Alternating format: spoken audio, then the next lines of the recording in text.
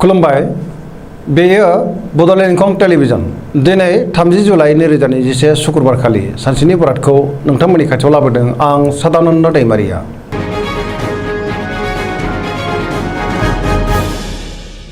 सिगां फरायनो लादों मेष राशि गिबि हांखो अ ल। दिनैनि साना मोजां आरो गाज्रिनि गेजेरजों बाबेननांगोन। गोसोनि साननायफोरा देबोरनांगोन। लामा सामायाव सांग्रां जानाया गाहाम। जाब्रबथायनि आसा दङ। गोसोखौ दिनै जोबोर गुलुं गुजुं मोनगोन। गोसोआव जिंगाया बांगोन। देहाया मोजाङै थागोन। अब्लाबो नाथाय जानाय लोंनायाव सांग्रां जानाया गाहाम।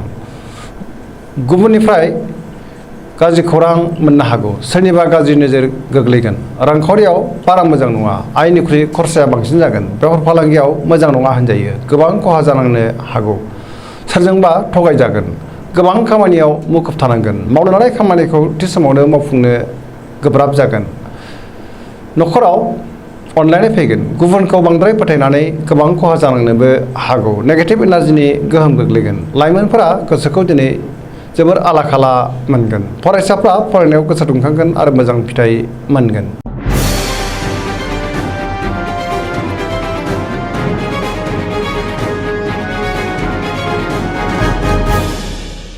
वृष राशि गिबि हांखो इ उ ब। दिनैनि साना बारा मोजां नङा। नेगेटिभ एनार्जिनि गोहोम गोग्लैगोन। गोजोननि आंखाल जागोन। गोसोखौ दिनै जोबोर गुलाय गुजाय मोनगोन। गुबुननि गोसोखौ बोनो हानाय नङा।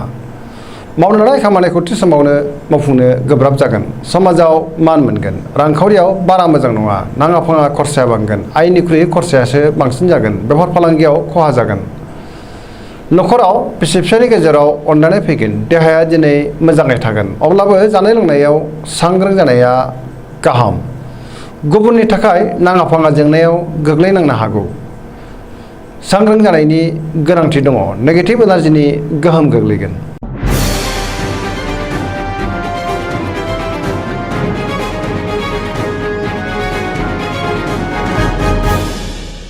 मिथुन राशि गिबि हांखो ख स।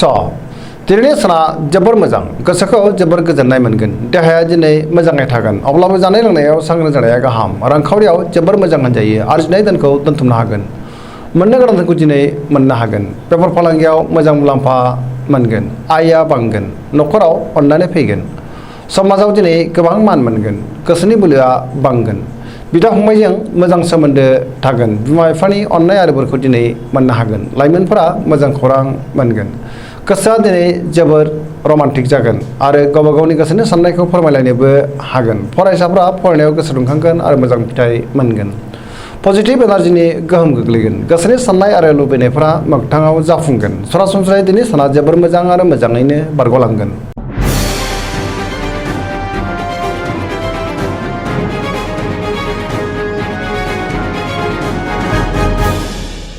कर्कट राशि गिबि हांखो द द ह। दिनैनि साना जोबोर मोजां। गोसोखौ जोबोर गोजोननाय मोनगोन। मावनो लानाय खामानिखौ थि समावनो आरो गोरलैयैनो मावफुंनो हागोन। रांखावरियाव जोबोर मोजां होनजायो। बेफार फालांगियाव जोबोर मोजां मुलाम्फा मोनगोन। आयआ बांगोन। मोननो गोनांखौ दिनै मोननो हागोन। देहाया मोजाङै थागोन। गुबुननि हेफाजाब मोनगोन। न'खराव बिसि फिसायनि गेजेराव अनलायनाय फैगोन। बिदा फंबायजों मोजां सोमोन्दो थागोन आरो बिसोरनि हेफाजाबखौ मोननो हागोन। समाजाव गोबां मान मोनगोन। लाइमोनफोरा गोसोनि साननायखौ फोरमायलायनो हागोन। गोसोआ दिनै जोबोर रमान्टिक जागोन। फरायसाफ्रा फरायनायाव गोसो दुंखांगोन आरो मोजां फिथाइ मोननो हागोन।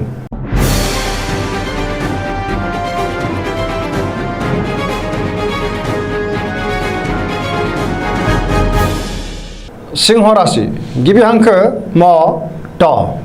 दिनैनि साना जोबोर मोजां। बयनिबो अनसायनाय मोनगोन।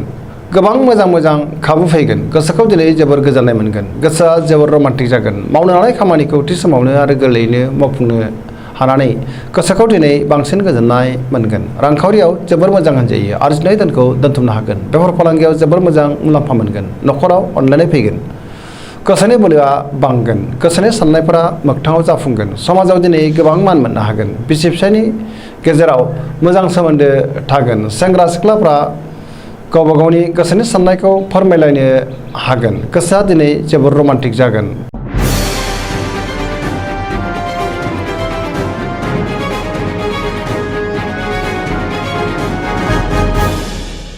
कन्या राशि गिबि हांखो प ट दिनैनि साना बारा मोजां नङा सोरबा लोगोजों दान्थे बिदान्थे जानो हागौ नांलाय खमलायबो जानो हागौ गोसोनि साननायफोरा गुबुननिजों गोरोबनाय नङा गोसोनि लुबैनाया बांगोन गोसोखौ दिनै जोबोर गुलुं गुजुं मोनगोन समाजाव मानहानिबो जानांनो हागौ गुबुनजों रायखोमा जागोन गुबुननि गोसोखौ दिनै बोनो हानाय नङा बहानिबा हरखाबै गाज्रि खौरां मोनगोन रांखावरियाव दिनै मोजां नाथाय खरसायाबो बांगोन बेफार फालांगियाव मोजां होनजायो देहायाबो मोजाङै थागोन अब्लाबो जानाय लोंनायाव सांग्रां जानाया गाहाम न'खराव बिसि फिसायनि गेजेराव एना एनि फैनो हागौ गोबां खामानिखौ मावफुंनो गोब्राब जागोन गोसोनि साननायफोरा टेबर नांगोन नेगेटिभ एनार्जिनि गोहोम गोग्लैगोन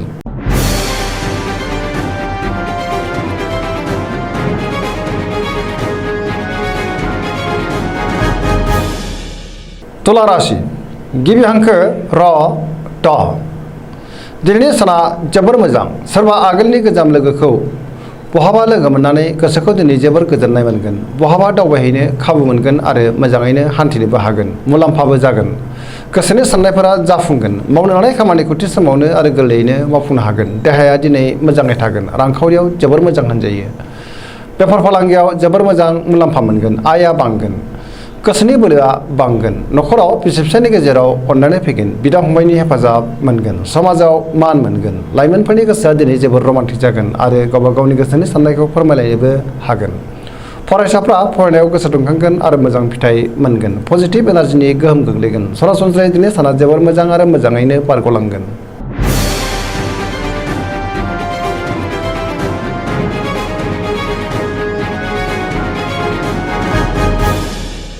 वृश्चिक राशि गिबि हांखो न स दिनैनि साना जोबोर मोजां समाजाव गोबां लोगो लेवा बांगोन सोरबा गोजाम लोगोजों बहाबा लोगो मोनज्लायगोन गोसोखौ दिनै जोबोर गोजोननाय मोनगोन मावनो लानाय खामानिखौ थि समावनो मावफुंनो हागोन गोसोनि साननायफोरा मोगथाङाव जाफुंगोन गोसोनि बोलोआ बांगोन न'खराव अनलायनाय फैगोन रांखावरियाव दिनै जोबोर मोजां होनजायो आरजिनाय धोनखौ दोनथुमनो हागोन बेफार फालांगियाव मोजां मुलाम्फा मोनगोन देहाया मोजाङै थागोन अब्लाबो जानाय लोंनायाव सांग्रां जानाया गाहाम गुबुननि थाखाय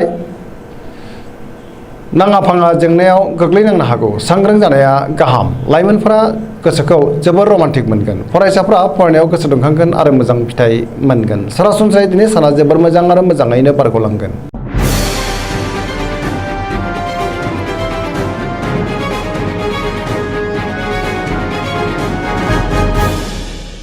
धनु राशि गिबि हांखो ढ फ भ दिनैनि साना बारा मोजां नङा गोसोनि बोलोआ लोरबां जागोन गोसोखौ दिनै जोबोर उसाव बादाव मोनगोन नेगेटिभ एनार्जिनि गोहोम गोग्लैगोन गोसोनि जिंगाया बांगोन मावनो लानाय खामानिखौ थि समावनो मावफुंनो हागोन नाथाय गोब्राबै मावनांगोन गोसोनि साननायफोरा देबार नांगोन रांखावरियाव मोजां होनजायो बेफार फालांगियावबो मोजां मुलाम्फा मोनगोन समाजाव मान मोनगोन न'खराव अनलायनाय फैगोन गुबुननि थाखाय मोजां खामानि मावनानै होनो हागोन सोरबा लोगोनिफ्राय हरखाबै गाज्रि खौरां फैनो हागौ सांग्रां जानाया गाहाम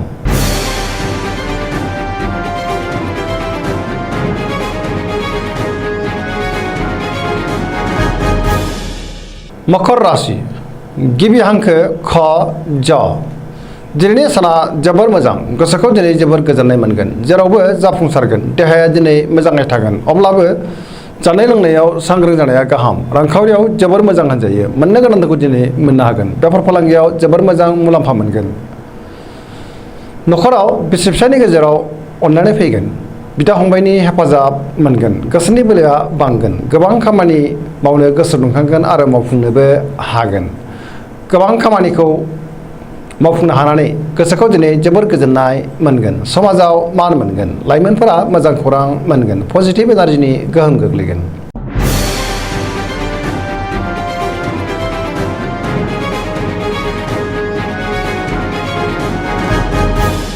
कुम्भ राशि गिबि हांखो ग स स दिनैनि साना बारा मोजां नङा गोसोआव जिंगाया बांगोन समाजाव गोबां लोगो लेवा बांनो हागौ गोसोखौ दिनै जोबोर उसुखुथु मोनगोन मावनो लानाय खामानिखौ थि समावनो मावफुंनो गोब्राब जागोन रांखावरियाव मोजां नाथाय खरसायाबो बांगोन बेफार फालांगियाव मोजां होनजायो देहाया मोजाङै थागोन न'खराव अनलायनाय फैगोन समाजाव मान मोनगोन गोसोआ दिनै जोबोर रमान्टिक जागोन अब्लाबो नाथाय नेगेटिभ एनार्जिनि गोहोम गोग्लैगोन गोसोनि साननायफोरा देबार नांगोन